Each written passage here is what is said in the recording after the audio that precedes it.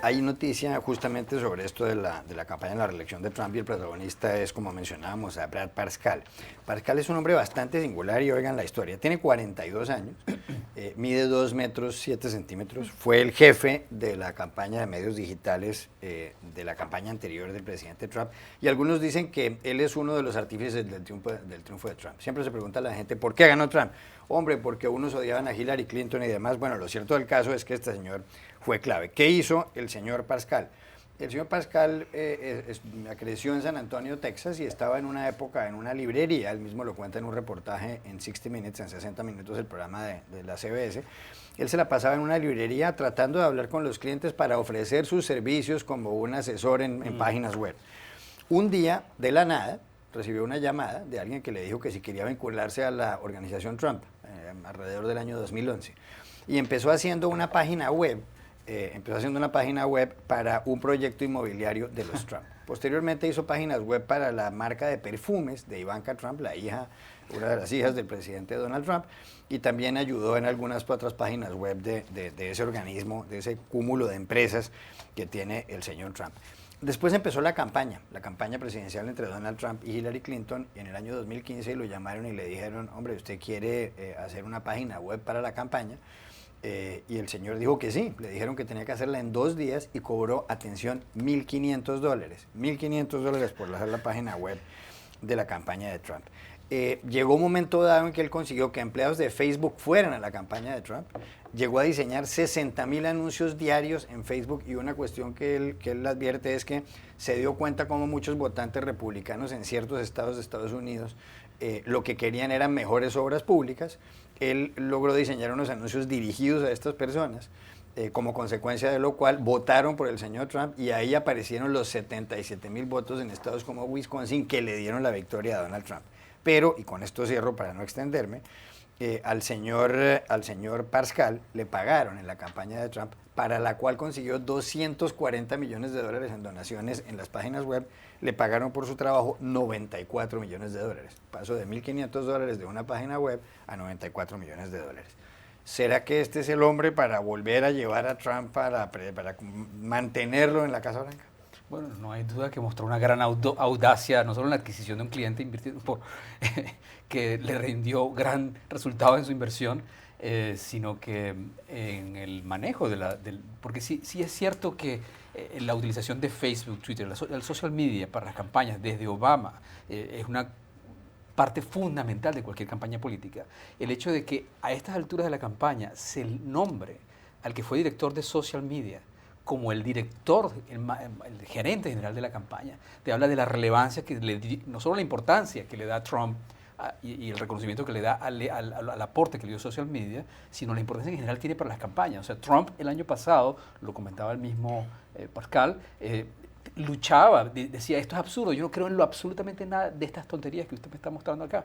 Y al final terminó creyendo tanto que lo nombró gerente. O sea, el microtargeting, o sea, apuntar específicamente incluso a individuos con campañas, llegó a ser tan preciso con el caso de Parscale que por un solo anuncio llegó a tener 175,000 versiones. O sea, que le llegaba a una persona una publicidad que no le llegaba a más nadie. Sí. Y lo importante es que ellos podían medir el efecto que tenía y poder, en la medida que esa persona lo compartía. Es interesante también que este señor él lo ha negado, de que no está involucrado con la conspiración en la cual los rusos participaron tratando de influir en la campaña. Porque ¿cómo fue que estas empresas que son identificadas como empresas de la costa oeste de tendencia liberal que favorecían a los demócratas tradicionalmente fueron al final el instrumento con el cual Donald Trump ganó? De hecho lo dice, o sea, Twitter fue la forma como Trump conversaba con la gente, pero Facebook fue la forma como él ganó efectivamente, porque le llegaba a una persona en un pueblito rural que estaba preocupado por la infraestructura, y esos son mensajes que independientemente de los grandes temas de campaña, importaban a personas en lugares a donde la publicidad de televisión, de prensa no llegaba. Pero me dejaría, o sea, lo que estaba queriendo decir es que él niega la relación con Rusia, que haya una collusion, o sea, que haya una complicidad en el proceso de influir en la campaña presidencial y fue interpelado en el Congreso por ello, pero no hay duda que tuvo que haberlo sabido, tenía todos los instrumentos para manejar, para leer, para escuchar lo que ocurría en el social media, y ese micro-targeting también era una reproducción al exceso, digamos, de la acentuación de distintos elementos de odio, de ese lenguaje divisorio que fue tan característico de la campaña de Trump, ¿no? Cristina García Casado.